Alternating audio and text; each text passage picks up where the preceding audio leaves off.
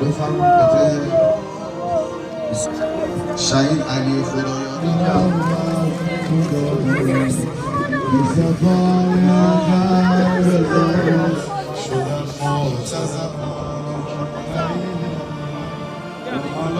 یاری از سالمان گاردندو میره نام بخش یهودی ها کشتنی وای وای وای وای.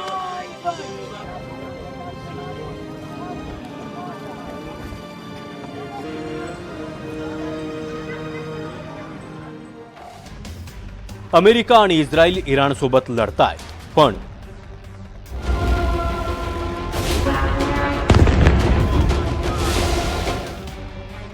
इराणची क्षेपणास्त्र इस्रायलमध्ये पडतायत, पण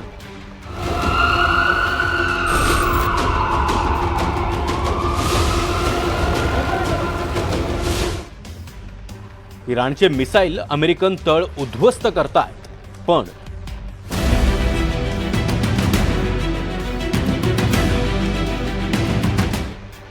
अमेरिका इराणवर मिसाईल टाकतोय, पण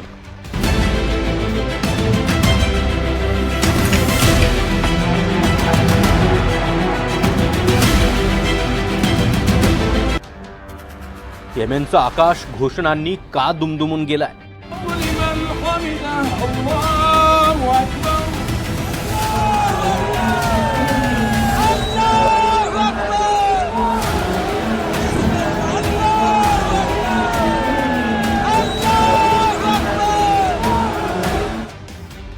लेबनॉनमध्ये सतत स्फोट का होत आहेत?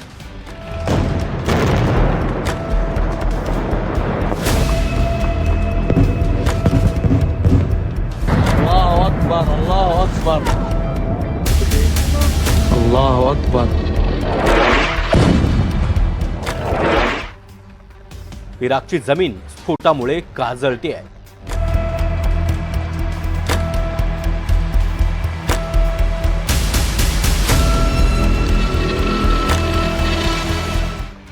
जॉर्डनमध्ये अस्वस्थता का आहे?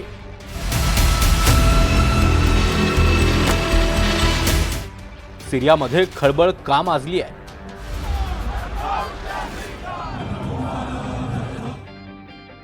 या प्रत्येक पणच्या पुढे, प्रत्येक स्फोटाच्या मागे, प्रत्येक अस्वस्थतेत काही नावं आहेत. ही नावं एका मागोमाग एक तुमच्या स्क्रीनवर येतील. ही नावं नीट ऐका. वरच्या सगळ्या प्रश्नांची उत्तरं या नावात दडली आहेत. Quds force,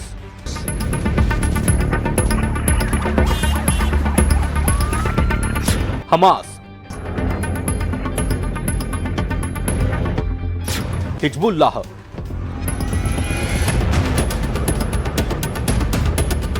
कताइब Hezbollah, Palestinian Islamic Jihad, Asaib अहल अल हक,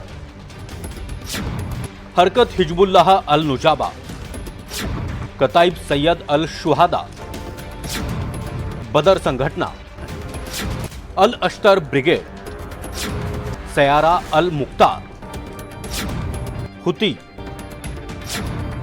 जनुबियन ब्रिगेड, फातेहिमियुन ब्रिगेड, इराकी शिया militia, NDF, brigade 313.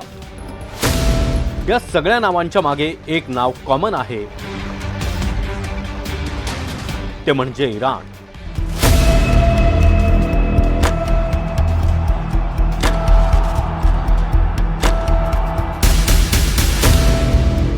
Europe, America आणि इस्रायल या संघटनांना दहशतवादी म्हणतात, तर रशिया, चीन आणि जगातील काही देश या संघटनांना दहशतवादी मानत नाहीत.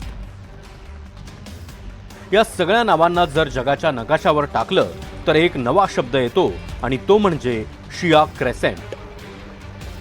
हे काय आहे आणि जगातील काही शक्तिशाली देशांना ते दहशतवादी का वाटतात ते आपण पाहणारच आहोत.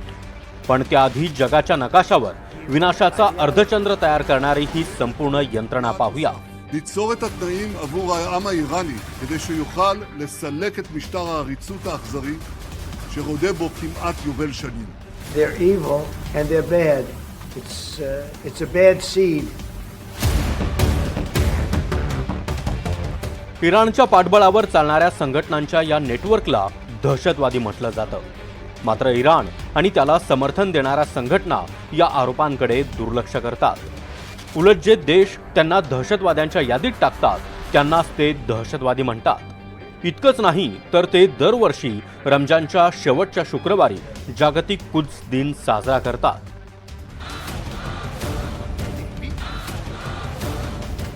तुम्ही व्हिडिओमध्ये पाहत असलेले हे फोटो तेहरानमधले आहेत. जागतिक कुद्स दिन साजरा करण्यासाठी लोक बाहेर पडले. लोक रस्त्यावर घोषणा देत असतानाच स्फोट झाला, पण कुणीही जागचं हल्लं नाही. उलट घोषणांनी परिसर दुमदुमून गेला.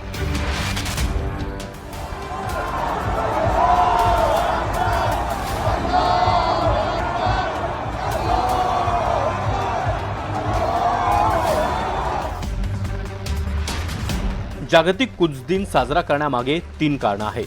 पॅलेस्टाईनच्या स्वातंत्र्याचा मुद्दा जिवंत ठेवणं, इस्रायल आणि जुडाइझमचा विरोध करणं, जेरुसलेमच्या मुक्तीसाठीचा लढा सुरू ठेवणं.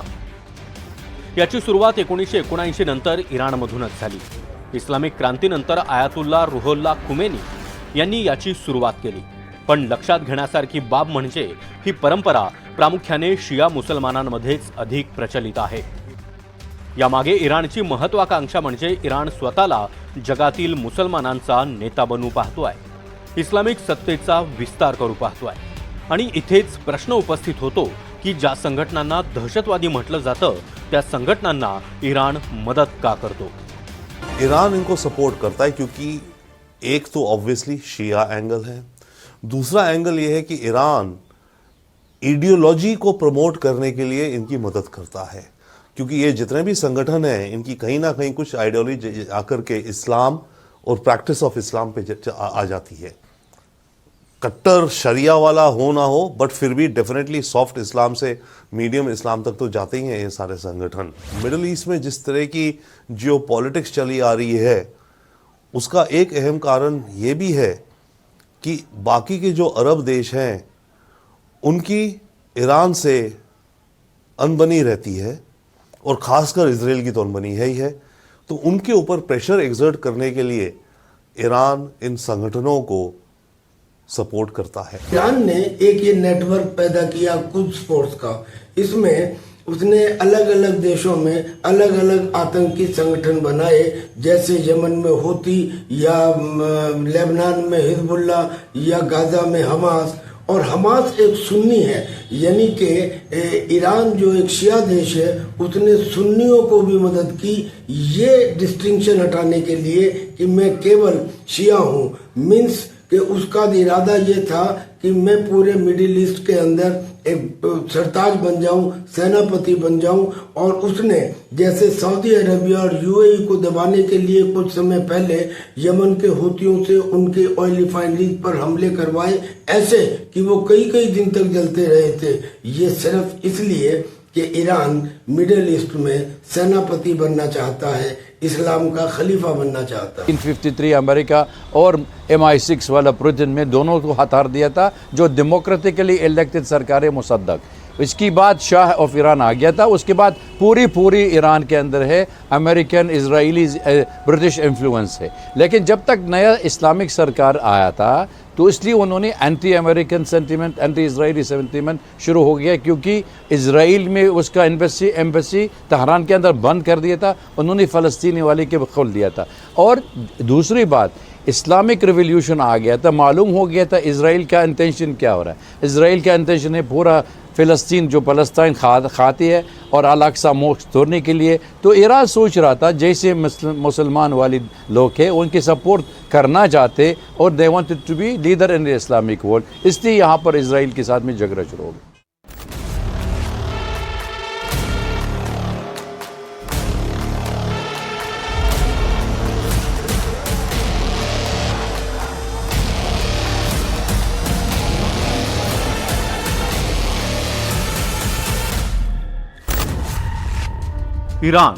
इराणचे सर्वोच्च नेते, इराण चालवणारे वरिष्ठ अधिकारी आणि IRGCचे कमांडर्स या सर्वांवर अमेरिकेनं बक्षीस जाहीर केलं आहे. या बक्षिसाची रक्कम सुमारे 92 कोटी ठेवण्यात आली आहे. या प्रकारे अमेरिकेनं जगाला हे सांगण्याचा प्रयत्न केलाय की त्यांच्यापासून जगाला मोठा धोका आहे. पण याआधी 2004 साली जॉर्डनचे राजा अब्दुल्ला यांनी संपूर्ण जगाला हादरवून सोडलं होतं. त्यांनी म्हटलं होतं की इराण अरब देशांच्या मधोमध शिया क्रेसेंट तयार करत आहे.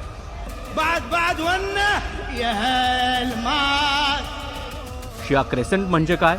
इराण आणि आसपासच्या प्रदेशात शिया लोकसंख्या नेमकी किती आहे ती आधी जाणून घेऊया.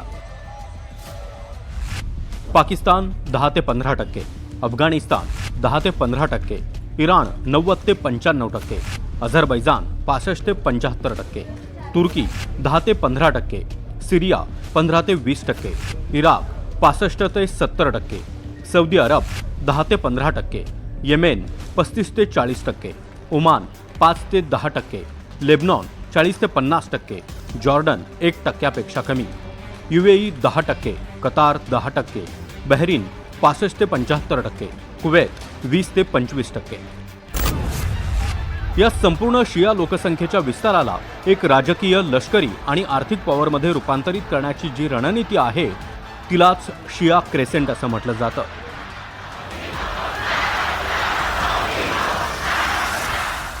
आप मान लीजिए क्रेसेंट आर्क है जो कि हो गई आपकी निकलती यहाँ से ईरान, सीरिया, इराक के कुछ पोर्शंस एंड देन लेबनान तक पूरा एक क्रेसेंट जाता है जैसे चंद्रमा का आधा एक. इसमें हूती यमन भी जुड़ गया, हालांकि हूती कॉन्टिन्यूशन में नहीं जोग्राफिकली. तो शिया क्रेसेंट कहना तो हो गया ज़्यादा टॉकिंग अबाउट द डेमोग्राफी इस इलाके की कि इन देशों में शिया लोग मेजॉरिटी में हैं, राइट. बट उसको आतंकी भी इसलिए ऐड ऑन हो जाता है क्योंकि इन देशों से आतंकी ग्रुप भी निकले हैं.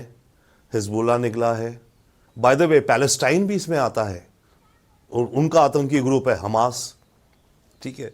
हूतीज हैं, हूतीज तो पूरा एक देश है. ये जो रीजन्स हैं, ये जो देश हैं शिया क्रेसेंट के या संगठन जो भी हम कहें, हूती हो गए, हिजबुल्लाह हो गए, इनको पॉपुलर सपोर्ट है अपने देश में. बट हाँ, उसमें से कुछ लोग इनके रेडिकल बन जाते हैं जो कि ईरान की आइडियोलॉजी और ईरान की पावर गेम्स में ईरान को मदद करते हैं. शिया क्रेसेंट नीट समजून घेण्यासाठी या भागाचा आणखी एक नकाशा नीट बघा. हा नकाशा एका मोठ्या थिंक टँकने तयार केलाय. या नकाशात मोठा भूभाग एका विशिष्ट रंगात आहे. असं मानलं जातं की इराण या संपूर्ण भागात आपला प्रभाव निर्माण करू पाहताय. इराणला याची गरज का भासली? मिडल ईस्ट आणि आशियामध्ये जिथे जिथे मुस्लिम आहेत तिथे तिथे शिया आणि सुन्नी असा वाद आहे. सुन्नी विचारसरणी देश म्हणून सौदी अरबची ओळख आहे, तर शिया विचारसरणीचा देश म्हणून इराणची ओळख आहे.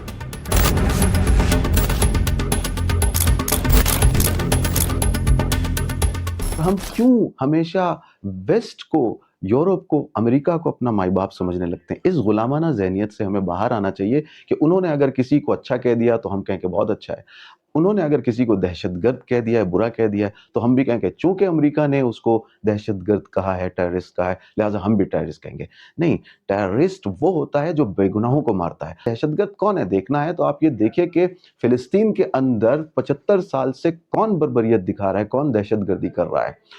इराक में, अफगानिस्तान में, लीबिया में, लबनान में और इससे पहले वियतनाम में और पूरी दुनिया में, हिरोशिमा में, नागासाकी में किसने एटम बम बरसाए हैं, किसने कत्ल गारतगरी का बाजार गर्म किया है, ये हमें देखना होगा. ये हमारे लिए क्लियर करेगा कि कौन दहशतगर्द है. अमेरिका और यूरोप के और वेस्ट के कहने से हम किसी को दहशतगर्द मान लें, ये नहीं हो सकता. हमें देखना होगा क्या दलील है किसी को दहशतगर्द कहने की और क्या नहीं है. इराणचा इतिहास हा सफवी परंपरेशी जोडलेला आहे. 1501 ते 1736 या दरम्यानचा हा काळ आहे. सौदी अरब वहाबी आणि सल्फी परंपरेशी जोडलेला आहे. सफवी राजांनीच इराणमध्ये शिया पंथाला राजधर्माचा दर्जा दिला होता. याच कारणामुळे ओटोमन साम्राज्य आणि सुन्नी यांच्यात संघर्ष निर्माण झाला. 1744 मध्ये मोहम्मद इब्न सौद यांच्यासोबत वहाबी विचारधारेचा करार झाला. वहाबी विचारधारा ही सुन्नी इस्लाममधील एक कट्टर सुधारणा चळवळ मानली जाते. त्यानंतर इराण आणि सौदी अरब एकमेकांचे कट्टर विरोधक बनले. 1979 साली इराणमध्ये इस्लामिक क्रांती यशस्वी झाल्यानंतर दोन्ही देशांमध्ये इस्लामचा सेनापती होण्याची स्पर्धा वाढली.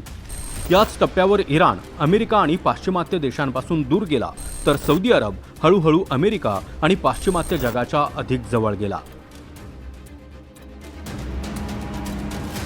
1953 में ईरान में एक अच्छा खासा डेमोक्रेटिकली इलेक्टेड प्राइम मिनिस्टर था. उसने अपनी तेल कंपनीज को नेशनलाइज करना शुरू करा, तो ब्रिटेन ने और अमेरिका ने उसको, CIA ने उसको सत्ता से उतरवाया, उसको जेल में डलवाया और वो मर गया. और शाह जो था रिजा पहलवी, वो तो ऐसी सेरेमोनियल शाह था, उसको पावर्स दिलवा दी. और शाह ने ऑयल कंपनीज को नेशनलाइज किया. शाह ने जो तेल बेच के डॉलर आए उससे अमेरिका से बड़े बड़े वेपन्स खरीदे.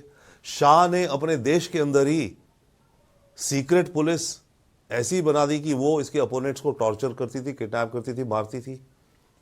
तो जब 79 में ईरान की जनता त्रस्त हो गई, बड़ी तादाद में सड़कों में आई, तभी तो रेवोल्यूशन हुआ. तो वो जो रेवोल्यूशन हुआ उसमें था डेथ टू अमेरिका. सौदी अरबमध्ये इस्लाममधील सर्वात पवित्र स्थळ आहेत, म्हणूनच मुसलमानांमध्ये सौदी अरबला आपोआपच पसंती मिळते. कदाचित याच कारणामुळे इराण जेरुसलेमवरच्या ताब्यासाठीच्या लढाईचं नेतृत्व करू लागला. इराणनं पॅलेस्टाईनला उघडपणे पाठिंबा दिला, इस्रायल विरोधात उघडपणे झेंडा हाती घेतला. असं करून इराणनं दावा केलाय की तो इस्लामचा खरा सैनिक आहे. पण जेव्हा इराण अडचणीत सापडला, तेव्हा एकाही मोठ्या मुस्लिम देशानं अमेरिका आणि इस्रायल विरोधात इराणला उघड पाठिंबा दिला नाही. मुस्लिम देशों के बीच में ही आपस में कंपटीशन है कि कौन बड़ा खलीफा. टर्की भी अपने को बनाना चाहता है, ईरान भी अपने को कहता है, इधर सऊदी भी अपने को कहता है. तो एक तो बिग पावर कंपटीशन वो है. दूसरी बात यह है कि मिडिल ईस्ट में अमेरिका का बहुत बड़ा रोल है, और काफ़ी सारे ये जो अरब देश हैं ये अमेरिका के सपोर्ट में हैं.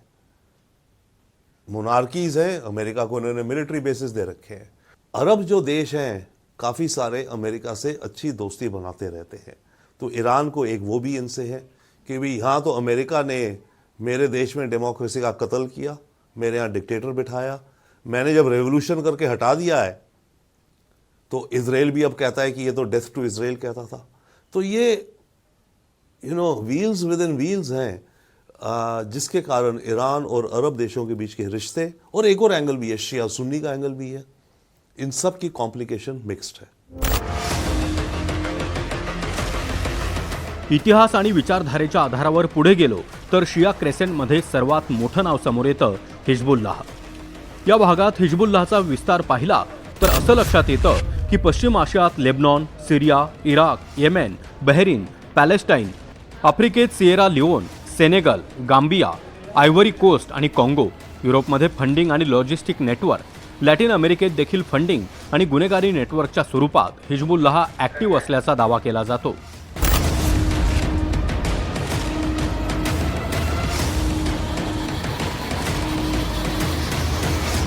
हिजबुल्लाह जो है ईरान के माध्यम से खड़ा किया गया. इस समय भयंकर हमले हो रहे अमेरिका और इजराइल की तरफ से, और हिजबुल्लाह जो है जिसको खड़ा करने वाला ईरान है, उनका हक बनता है कि हर प्रकार से ईरान की मदद करें, और इसीलिए वो बहुत बड़े पैमाने पर मदद कर रहे हैं. इजराइल की गलत फहमी थी कि उन्होंने बहुत बड़े पैमाने पर उसको डिग्रेड कर दिया हुआ है, और उसकी बाकी क्षमता जो है ना के बराबर है. वास्तव में हिजबुल्लाह अभी भी काफ़ी से ज़्यादा ताकतवर है, उनके काफ़ी ज़्यादा रॉकेट्स और मिसाइल्स हैं, और उनका इस्तेमाल कर रहे हैं और इजराइल को काफ़ी ज़्यादा नुकसान पहुंचा रहे हैं. पॅलेस्टाईनच्या समर्थनार्थ इस्रायल विरोधात लढताना हिजबुल्लाहचं नाव घेतलं जातं. जगभरात रॉकेट हल्ल्यांची रणनीती लोकप्रिय करण्याचे श्रेय हिजबुल्लाहला दिलं जातं. रॉकेट्स, शिप मिसाइल्स आणि अँटी टँक मिसाइल्स ही हिजबुल्लाहची प्रमुख शस्त्र आहेत. लेबनॉनमधून डागले जाणारे हिजबुल्लाहचे मिसाइल्स इस्रायलच्या नागरी भागांमध्ये मोठ्या प्रमाणात विध्वंस घडवतात. म्हणूनच इस्रायल हिजबुल्लाहवर वारंवार मोठे आणि आक्रमकपणे हल्ले करतो. हल्ला झाला तेव्हा आम्ही होम शेल्टरमध्ये होतो. दरवाजे बंद होते, तरीही संपूर्ण शेल्टर हादरत होतं. घरात मोठा स्फोट झाल्याचा आवाज आला. नेमकं काय चाललं आहे याची आम्हाला कल्पनाच नव्हती. आम्हाला भीती वाटत होती की कुठे आमच्या आजीला काही झालं नसेल. किंवा आमच्या घराला आग लागली नसेल. आम्ही ज्या ठिकाणी होतो त्याच्या अवघ्या 1 मिनिट आधी छप्पर आमच्या बेडवर कोसळलं होतं. होम शेल्टरमुळेच आमचा जीव वाचला. माझ्या आजीही शेल्टरमध्ये आल्या होत्या, म्हणून त्या सुरक्षित आहेत. त्या 87 वर्षाच्या आहेत. त्यांचं संपूर्ण घर कोसळलं आहे. जर त्या बेडवरच असत्या तर आज त्या आमच्यात नसत्या. हिजबुल्ला ही इराणच्या ॲक्सिस ऑफ रेझिस्टन्स या रणनीतीचा महत्त्वाचा भाग आहे. इराक, सिरिया, येमेन आणि पॅलेस्टाईन यांना ट्रेनिंग, शस्त्रसाठा आणि सामरिक पाठबळ देण्याचं काम हिजबुल्ला करतो. याच आधारावर असं म्हटलं जातं की इराण या संपूर्ण प्रदेशात हिजबुल्लाच्या माध्यमातून आपला अजेंडा पुढे नेतोय. आणि या हिंसक कारवायांमुळे जगाच्या शांततेला गंभीर आव्हान निर्माण होत आहे.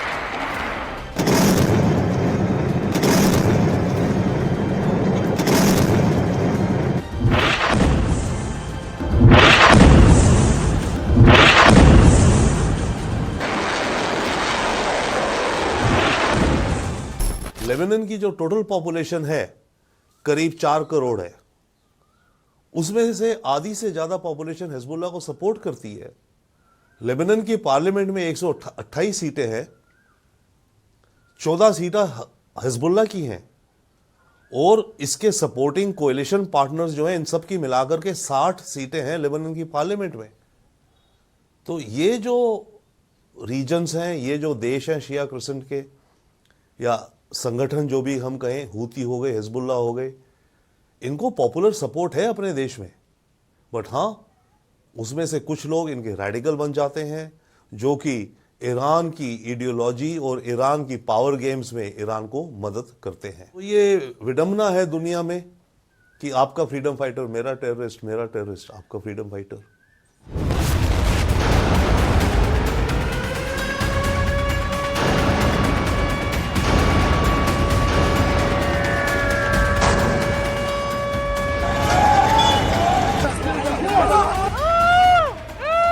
पॅलेस्टाईनच्या स्वातंत्र्यासाठी लढणाऱ्या हमासनं इस्रायलवर भीषण हल्ला केला होता.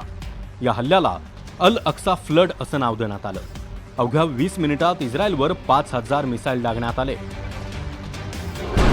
नोवा म्युझिकल फेस्टिवलमध्ये नाचत गात असलेल्या निशस्त्र लोकांवर हल्ला करण्यात आला.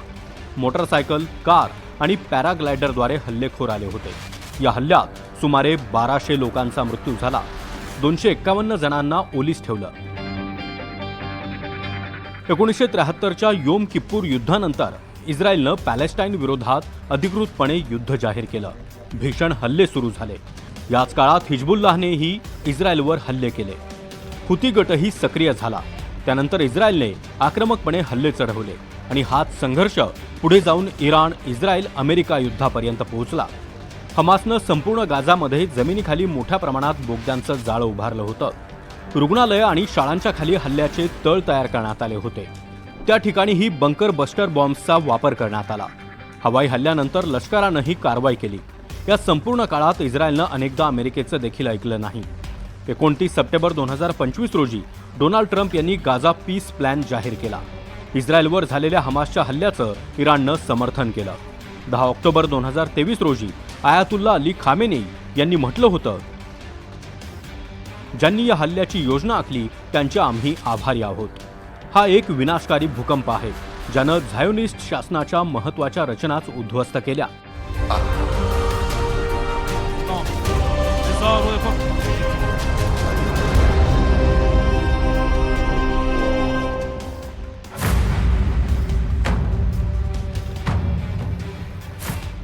याच दरम्यान इस्रायलनं हिजबुल्लाचे कमांडर नसरल्ला यांना एका हवाई हल्ल्यात ठार मारल्याचा दावा केला. या वर्षात जेव्हा अमेरिका आणि इस्रायलनं इराणवर हल्ला केला तेव्हाच लेबनॉनची राजधानी बैरूतवरही भीषण हल्ले सुरू होते. हिजबुल्ला विरोधात ही कारवाई होती. इस बार इजराइल अमेरिका का जो ईरान के साथ युद्ध हो रहा है, इसमें हिजबुल्ला खुल के सामने आया और वो लगातार इजराइल के ऊपर फायर कर रहा है. पर हूथी कुछ शांत बैठे, क्योंकि अगर हूथी भी एक्टिव हो जाते हैं तो रेड सी के ऊपर काफ़ी दिक्कतें आ जाएंगी. पहले ही गल्फ ऑफ हॉर्मुज बंद किया हुआ है और रेड सी भी बंद हो जाता है तो एक बहुत बड़ा चैलेंज हो जाएगा दुनिया के लिए. वो क्यों नहीं आ रहे हैं? क्या पिछले साल इनकी लीडरशिप को इसराइल ने और अमेरिका ने अटैक्स के द्वारा ख़त्म कर दिया था। उसके बाद जो काफ़ी बड़ी संख्या में इनके भंडार और हथियार गोला बारूद को ख़त्म कर दिया था। क्या नई लीडरशिप डरती है कि इसराइल की इंटेलिजेंस इतनी मजबूत है, तेज़ है कि यदि किसी ने ज़्यादा बोला तो उसको मार दिया जाएगा? तो ये सब हो सकता है, या वो थोड़ी देर बाद एंट्री करें। इस समय में इसके बारे में ज़्यादा क्लैरिटी नहीं है, लेकिन अगर वो एंट्री करते हैं तो डेफिनेटली दुनिया के लिए एक और मुश्किलात बढ़ जाएंगी, क्योंकि रेड सी से अगर मूवमेंट बंद हो जाती है तो फिर कीमतें और ज़्यादा बढ़ेंगी, सामान का आयात निर्यात काफ़ी मुश्किल हो जाएगा और केप ऑफ गुड होप के थ्रू आना पड़ेगा, जो काफ़ी लंबा रास्ता पड़ेगा।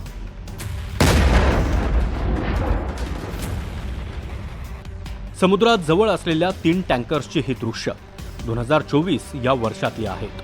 हे व्हिडिओ जारी करणाऱ्या संघटनेचं नाव आहे हुती। हुतीला येमेनमधील इराणचा बंडखोर गट मानले जाते। जेव्हा इस्रायलनं हमासचा नेता इस्माईल हानिया याला शोधून ठार मारलं, तेव्हा येमेनची राजधानी साना इथं हुतीकडून भीषण निदर्शनं करण्यात आली।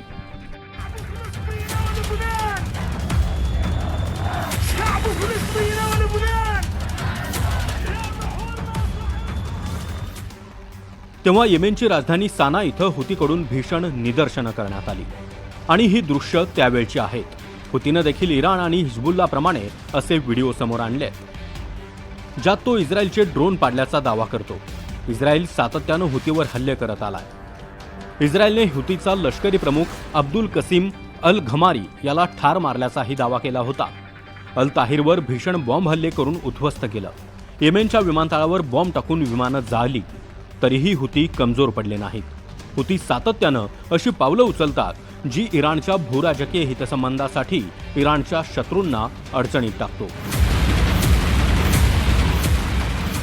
आतंकी संगठन कहा जाता है, वहां आप उनके देश में पूछिए ना उन लोगों से, वो तो वहां के पेट्रियट्स हैं, वो तो वहां के नेशनलिस्ट हैं। यमन पूरे की पॉपुलेशन जो है करीब 6 मिलियन 60 लाख लोगों की है।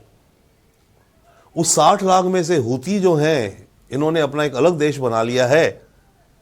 2/3 तो हुती हैं, तो 6 मिलियन में से करीब 3 से 4 मिलियन हुती हैं, तो आप उनको सबको आतंकी तो नहीं कह सकते ना। परंतु बात यह है कि उनमें काफी तादाद में ऐसे लोग हो जाते हैं जो आतंकी रेडिकल हैं और जाकर के वायलेंस करते हैं।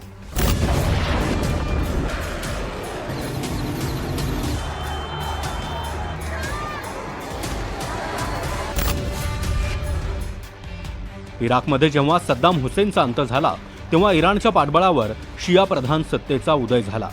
त्यामुळे सुन्नी समाज नाराज झाला। याच पार्श्वभूमीवर AQI नावाची संघटना निर्माण झाली, जी पुढे जाऊन इसिस बनली। बगदादी या नावानं कुख्यात झालेल्या या दहशतवादी संघटनेचं लक्ष इराण होतं। त्यानंतर मोसुल फजुल्ला ते सिरियातील अलेप्पो आणि रक्का या भागांमध्ये एक दहशतवादी कॉरिडॉर तयार झाला।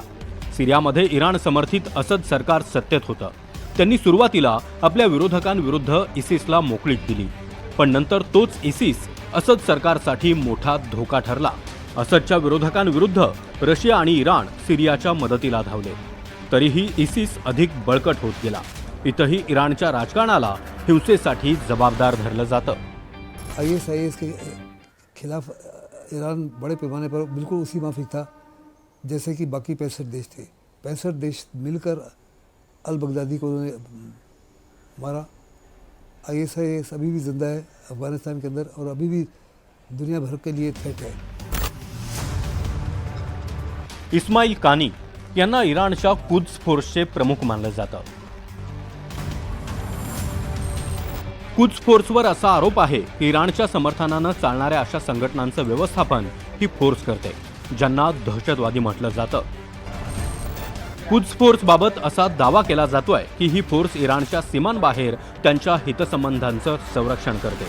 हुती, हिजबुल्ला, हमास आणि इतर अनेक संघटनांची सप्लाय लाईन कुद्स फोर्स असल्याचंही म्हटलं जातं। इस्माईल कानी यांच्या आधी कासिम सुलेमानी कुद्स फोर्सचे प्रमुख होते। कासिम सुलेमानींना अमेरिकेनं इराकमधील बगदाद विमानतळाबाहेर ड्रोन हल्ल्यात ठार मारलं होतं।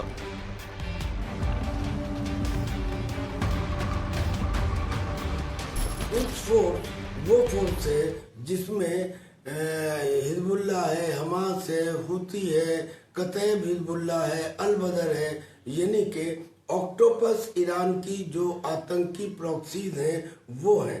और वो जो कासिम सुलेमानी मारा गया था, उस कासिम सुलेमानी ने ही इस कुद्स फोर्स को ताकतवर बनाया और मिडिल ईस्ट के अलग अलग देशों के अंदर इसे पहुंचाया ताकि ईरान इनके सहारे जो चाहता है वो दूसरे देशों में करवा सके।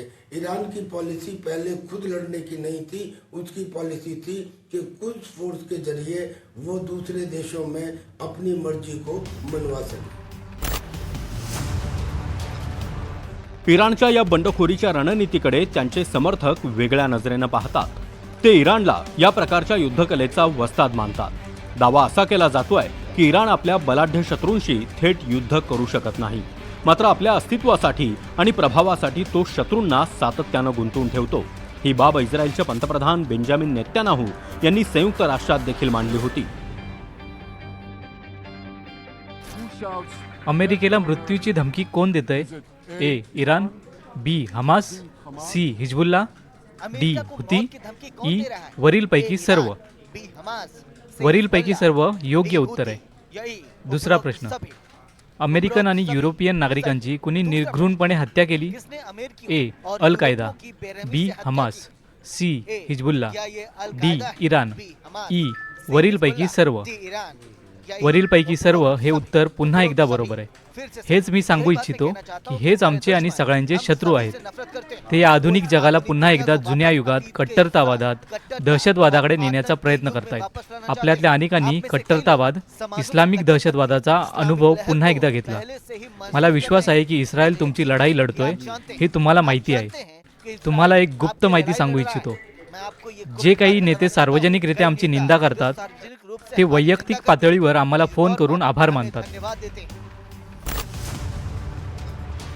2024 मध्ये सिरियामधील अलेप्पो इथं कियमर्स पुरहाश्मी ठार झाला, तेव्हा इराणनं या कारवाईची जबाबदारी स्वीकारली। त्याला IRGCचा कमांडर म्हणून संबोधण्यात आलं। त्याच्या अंत्यसंस्कारात मोठ्या प्रमाणात जनता रस्त्यावर उतरली।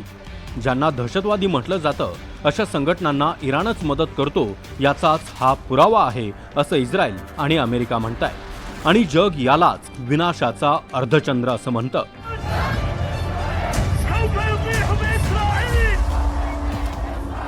Bureau report, NDTV Marathi.